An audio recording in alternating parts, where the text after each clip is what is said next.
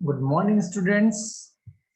Welcome to our YouTube channel again. Students, हमने पिछले class में बात की थी HMP शंट पाथवे की बात की थी, ग्लाइकोजन मेटाबॉलिक पाथवे की बात की थी और हमने GSD ग्लाइकोजन स्टोर डिजीज की बात की थी, G6PD ग्लाइकोजन 6 फॉस्फेट डिहाइड्रोजिनेस की बात की थी। अगर आपको उसमें कोई प्रॉब्लम हो तो आप मेरे से आप क्वेश्चन कर सकते हैं मेरे यूट्यूब चैनल पे। लेकिन हम अब फिर से बात करते हैं, हम नेक्स्ट टॉपिक लेक्चर 3 की हम बात करते हैं AKTU के बी फार्मा फर्स्ट ईयर के सेकंड सेमेस्टर की बात करते हैं। नेक्स्ट टॉपिक है ग्लूकोनियोजेनेसिस। क्या है दोस्तों? ग्लूकोनियोजेनेसिस। तो हम बात करते हैं यहाँ ग्लूकोनियोजेनेसिस होता क्या है, ग्लूकोनियोजेनेसिस सिंथेसिस क्या है, ग्लूकोनियोजेनेसिस का ये सिंथेसिस, उसके बाद ग्लूकोनियोजेनेसिस का एनर्जेटिक्स क्या है, हम ये सब बात करेंगे। ठीक है, तो पहले जानेंगे ग्लूकोनियोजेनेसिस होता क्या है। तो स्टूडेंट, जैसा कि हम जानते हैं ग्लूकोनियोजेनेसिस क्या होता है, द ग्लूकोनियोजेनेसिस सिंथेसिस किससे होता है? From synthesis of glucose from non carbohydrate compound. मतलब ग्लूकोज का सिंथेसिस किससे होना? नॉन कार्बोहाइड्रेट कंपाउंड से होना is known as the gluconeogenesis. अगर डिफाइन करना 2 नंबर क्वेश्चन में आ गया, डिफाइन ग्लूकोनियोजेनेसिस, तुम क्या बताओगे? The synthesis of the glucose from non carbohydrate compound is known as the gluconeogenesis. अब दोस्तों जानते हैं कि नॉन कार्बोहाइड्रेट कंपाउंड्स होते क्या है। तो स्टूडेंट देखते हैं कि pyruvate, amino acids, protein, fatty acid, lactate, these are the non-carbohydrate compound which combined with synthesize the glucose molecule to form the gluconeogenesis। ठीक है, अब हम बात करते हैं कि ग्लूकोनेयोजेनेसिस होता कहाँ है। तो बताएं कि ये सब प्रोसेस साइटोसोल में होती है, माइटोकॉन्ड्रिया में होती है, लीवर में होती है और किडनी मैट्रिक्स में होती है, जितनी ये सब प्रोसेस होती हैं। फिर उसके बाद हम बात करें, अब हम बात करते हैं इनके सिग्निफिकेंस के बारे में कि इनका सिग्निफिकेंस मतलब बायोलॉजिकल रोल, इनका क्या इंपॉर्टेंस है, इनका क्या यूज है अपने डेली लाइफ में, इनका क्या इंपॉर्टेंस अगर ग्लूकोनेयोजेनेसिस प्रोसेस हो रहा है तो इनका क्या इंपॉर्टेंस है। तो हम जैसा कि बात करें, पहला सिग्निफिकेंस है brain, erythrocytes, kidney, medulla, testis need glucose for energy. ये सब जितनी भी चीजें बताई, इनको एनर्जी चाहिए in the form of glucose. क्यों एनर्जी? वर्किंग करने के लिए। ब्रेन, इरिथ्रोसाइट, किडनी, टेस्टिस ये क्या करती है? एनर्जी लेती है बाय द ग्लूकोज से। ठीक है, पहला सिग्निफिकेंस क्या है? It provide the energy to the brain, erythrocyte, kidney, testis etcetera. दूसरा इंपॉर्टेंस है glucose is the only source of that supplies energy to the skeletal muscle.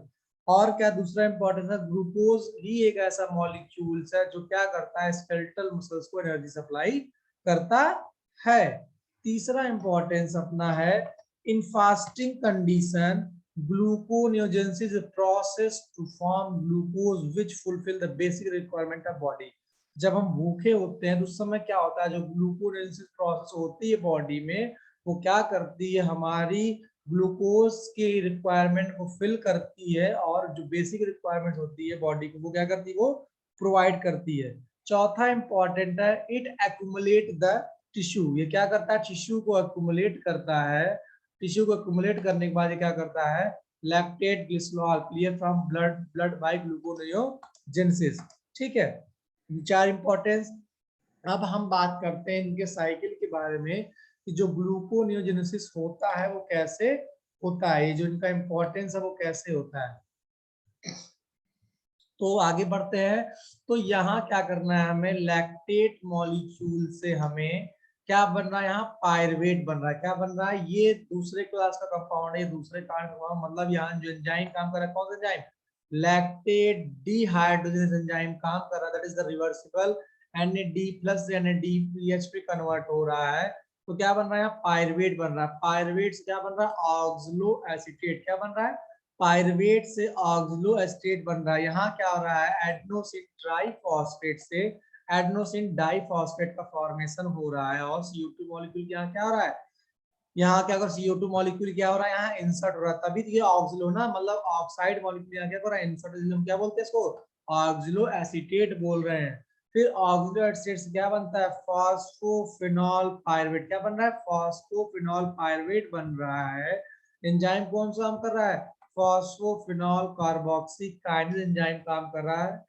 यहाँ एंजाइम यहाँ क्या एक्टिवेटेड फॉर्म में है, ठीक है, यहाँ एंजाइम रिएक्टिव नहीं है, यहाँ एंजाइम यहाँ है एक्टिवेटेड फॉर्म में। फॉस्फोफिनॉल पायरुवेट के बाद क्या बन रहा है, 2-फॉस्फोग्लिसरेट। क्या बन रहा है, 2-फॉस्फोग्लिसरेट बन रहा है। एनोलेज एंजाइम काम कर रहा है, क्या बन रहा है, 2-फॉस्फेट ग्लिसरेट। एनोलेज एंजाइम काम कर रहा है।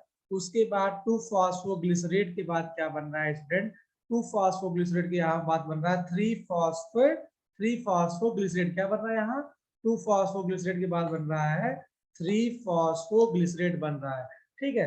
3-फॉस्फोग्लिसरेट से क्या बन रहा है, 1,3-बाई-फॉस्फोग्लिसरेट। कैसे, bye the enzyme activated phosphoglycerate kinase enzyme यहाँ काम कर रहा है, एडीपी से एटीपी बन रहा है। एडेनोसिन डाइफॉस्फेट एडेनोसिन ट्राइफॉस्फेट बन रहा है, मतलब 3 मॉलिक्यूल ऑफ एटीपी यहाँ जुड़ रहा है। तो क्या बन रहा है, 1,3-बाई-फॉस्फोग्लिसरेट बन रहा है। 1,3-बाई सब रिवर्सिबल रिएक्शन है स्टूडेंट, यहाँ देख रहे हैं रिवर्सिबल का साइन लगा, इट मीन इससे ये भी बन सकता है और इससे ये भी बन सकता है। तो 1,3-बाई-फॉस्फोग्लिसरेट से क्या बन रहा है, ग्लिसरल डिहाइड 3-फॉस्फेट। क्या बन रहा है, ग्लिसरल डिहाइड 3-फॉस्फेट बन रहा है बाय द एंजाइम ग्लिसरल डिहाइड 3-फॉस्फेट डिहाइड्रोजिनेज एंजाइम यहाँ काम कर रहा है। और NADH यहाँ NADP का फॉर्मेशन, NAD का फॉर्मेशन हो रहा है। और ग्लिसरल डिहाइड 3-फॉस्फेट से यहाँ क्या बन रहा है, जब यहाँ ग्लिसरल डिहाइड 3-फॉस्फेट बन गया तो ग्लिसरल डिहाइड 3-फॉस्फेट यहाँ बन रहा है डाई हाइड्रोक्सी एसीटोन फॉस्फेट। अच्छा स्टूडेंट, एक बात यहाँ ध्यान देंगे हम कि जैसे कि अगर यहाँ तक बन गया ग्लिसरल डिहाइड 3-फॉस्फेट बन गया, तो उसके बाद की नेक्स्ट स्टेप हम यहाँ से भी स्टार्ट कर सकते हैं। इसको बनाने की आवश्यकता नहीं है, डाई हाइड्रोक्सी एसीटोन फॉस्फेट इसको बनाने की आवश्यकता नहीं, क्योंकि अगर ये भी बना दिए तो कोई प्रॉब्लम नहीं, सेम प्रोसेस दोनों का यहीं से स्टार्ट होगा। तो ग्लिसरल डिहाइड 3-फॉस्फेट क्या बन रहा है, डाइहाइड्रोक्सी एसीटोन फॉस्फेट बन रहा है। एंजाइम काम कर रहा है फॉस्फोट्राइओज आइसोमेरेज। कौन सा एंजाइम, फॉस्फोट्राइओज आइसोमेरेज एंजाइम काम कर रहा है बाय द एक्टिवेटेड फॉर्म में है। फिर फिर बन रहा है ग्लिसरल डिहाइड 3-फॉस्फेट क्या बन रहा है, फ्रक्टोज 1,6-बाई-फॉस्फेट। क्या बन रहा है, फ्रक्टोज 1,6-बाई-फॉस्फेट बन रहा है। कौन सा एंजाइम बन रहा है, by the activating enzyme aldolase. कौन सा एंजाइम, एल्डोलेज एंजाइम यहाँ काम कर रहा है। फ्रक्टोज 1,6-बाई-फॉस्फेट से क्या बन रहा है, फ्रक्टोज 6-फॉस्फेट।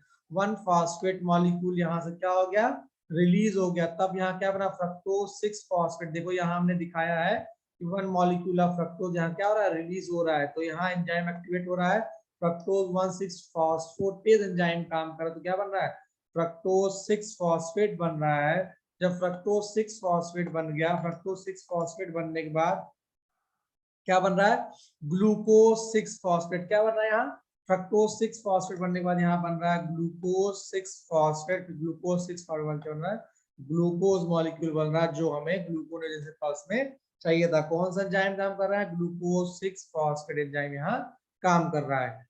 अगर इसमें कोई प्रॉब्लम स्टूडेंट आपको ग्लूकोनियोजेनेसिस में अगर कोई भी कहीं समस्या आई हो तो आप वो चीजें आप डिस्क्रिप्शन बॉक्स में डिस्कस कर सकते हैं। नेक्स्ट क्लास में हम नेक्स्ट टॉपिक नेक्स्ट लेक्चर की बात करेंगे। तब तक के लिए आपको थैंक यू।